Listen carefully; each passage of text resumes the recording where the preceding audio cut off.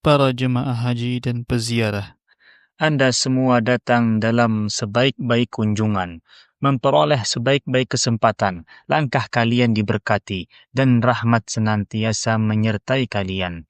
Selamat datang di negeri yang suci, tempat yang bercahaya, kawasan yang agung, dan lokasi yang mulia, yaitu Mekkah Al-Mukarramah dan Madinah Al-Munawwarah, dua kota yang disucikan dan dimuliakan. Sungguh jiwa manusia bahagia dengan mengunjungi keduanya, merasa nyaman dan tenang dengan memandanginya. Hati dibanjiri kegembiraan dan kelapangan ketika berada di dekatnya. Manusia memperoleh berkah dan manfaat dari keberkahan kedua kota ini. Abu Hurairah meriwayatkan bahwa Rasulullah Shallallahu Alaihi Wasallam bersabda, "Janganlah kalian berpergian untuk tujuan ibadah kecuali ke 3 masjid. Masjidil Haram, masjidku ini, yakni Masjid Nabawi, dan Masjid Al-Aqsa." Hadis riwayat Al-Bukhari dan Muslim. Jabir meriwayatkan bahwa Rasulullah Sallallahu Alaihi Wasallam bersabda, "Sebaik-baik tempat yang dituju oleh hewan yang ditunggangi dalam safar adalah masjidku ini, yaitu Masjid Nabawi, dan Baitullah, yakni Ka'bah." Hadis riwayat Ahmad. Wahai para jemaah haji dan peziarah, sesungguhnya kalian berada di tempat-tempat yang memiliki keutamaan, lokasi turunnya rahmat, area yang diberkahi, dan daerah yang dikelilingi oleh kebaikan. Barang siapa yang datang ke rumah Allah dan berihram untuk haji, tidak berkata kotor, tidak berbuat maksiat, dan tidak melakukan perbuatan dosa hingga dia menyelesaikan ibadah hajinya, niscaya akan diampuni dosa-dosanya yang telah lalu.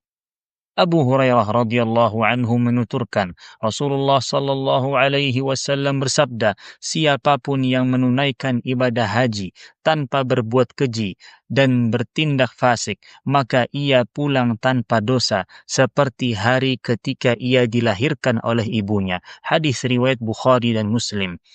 Beliau sallallahu alaihi wasallam juga bersabda, umrah satu ke umrah lainnya adalah penebus dosa antara keduanya, dan haji yang mabrur tidak ada ganjaran baginya selain surga. Hadis riwayat Bukhari dan Muslim. Wahai para jemaah haji dan peziarah, sucikanlah dua kota suci yang mulia dan agungkan kehormatannya. Junjunglah kedudukannya, waspadalah dari segala sesuatu yang mencemari kejernihan syiar-syiar dan lokasi-lokasi pelaksanaan ibadah.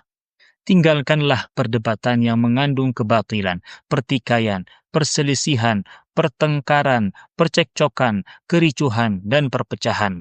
Jangan jadikan ibadah haji sebagai ajang untuk perselisihan, perdebatan, perkelahian, dan permusuhan. Jangan jadikan pula sebagai momen saling serang, mengejek, mengumpat, dan fanatisme.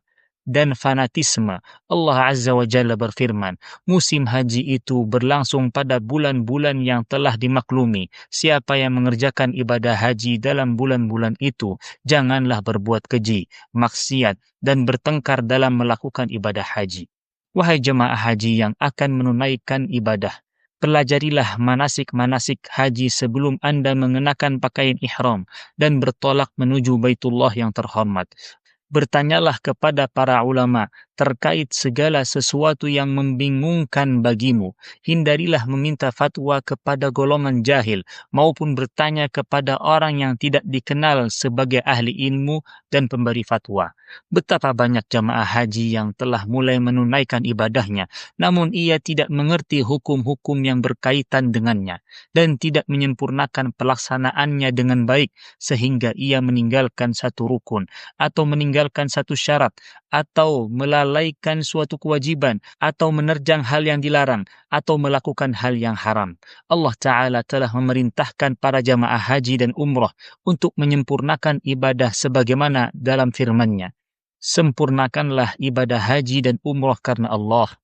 Maksudnya, kerjakan keduanya secara sempurna dan tuntas dengan menunaikan seluruh manasik-manasiknya dan memenuhi syarat-syaratnya dengan mengharap wajah Allah Ta'ala tanpa tertinggal sedikit pun atau kekurangan. Jika kalian telah mulai mengerjakan ibadah haji, maka sempurnakanlah. Jika kalian telah memulai manasik, maka tuntaskanlah. Dan jika kalian beramal, maka lakukanlah secara optimal.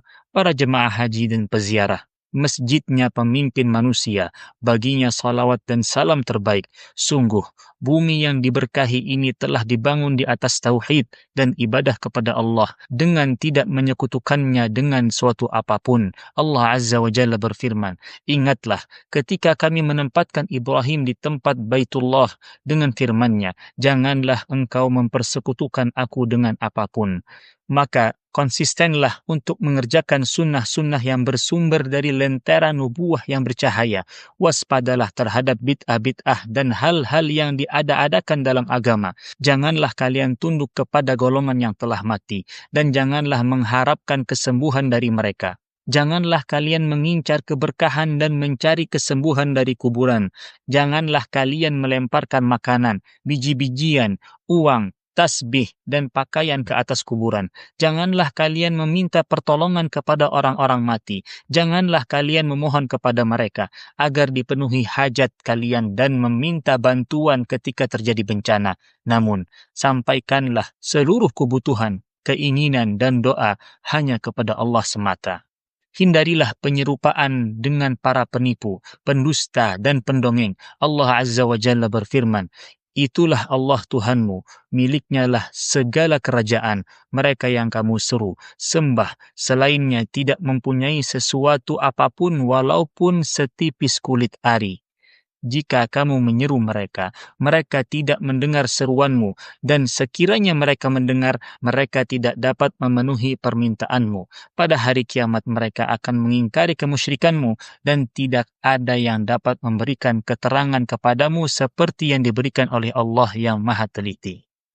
Wahai para jemaah haji dan para peziarah, janganlah kalian mencari keberkahan dari dinding ataupun pintu. Janganlah kalian mengusap-usap mimbar dan mihrab.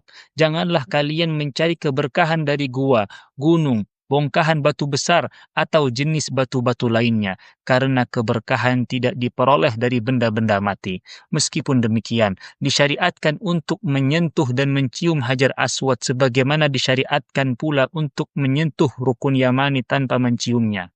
Adapun selain kedua hal itu, maka tidak disyariatkan menyentuh maupun menciumnya. Kita menyentuh sesuatu yang disentuh oleh Rasulullah sallallahu alaihi wasallam dan kita meninggalkan apa yang beliau tinggalkan.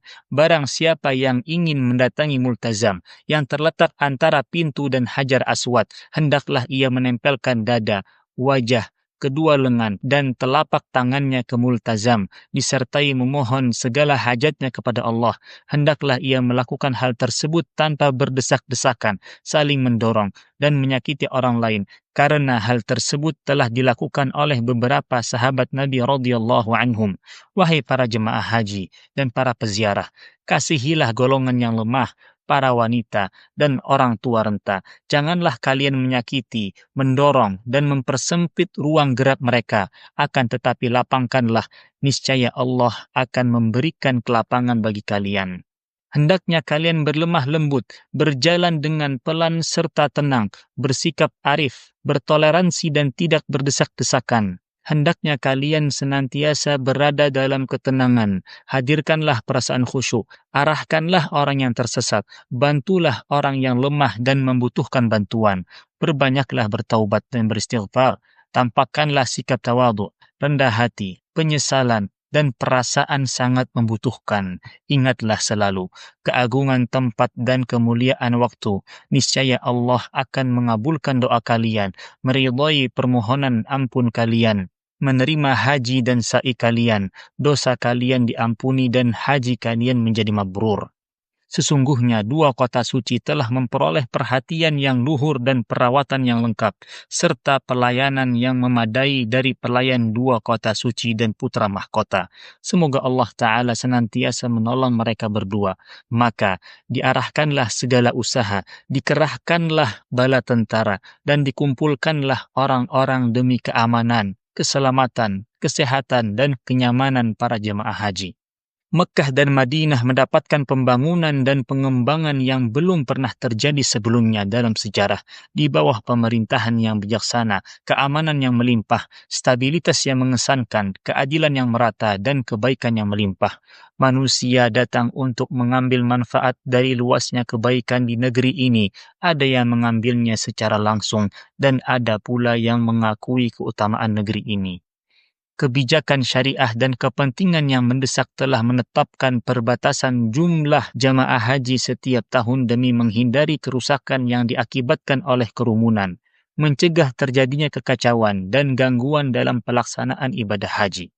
Oleh karena itu, seseorang tidak dapat menunaikan ibadah haji tanpa memperoleh izin.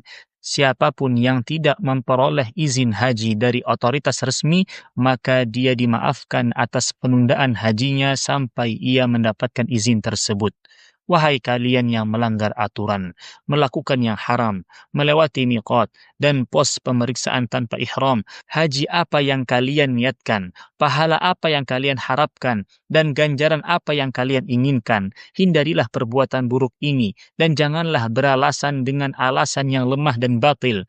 Renungkanlah dengan akal dan pikiran yang bijaksana, maka kalian akan mengetahui hikmah dari keputusan ini, serta manfaatnya yang besar dan keuntungannya yang luar biasa.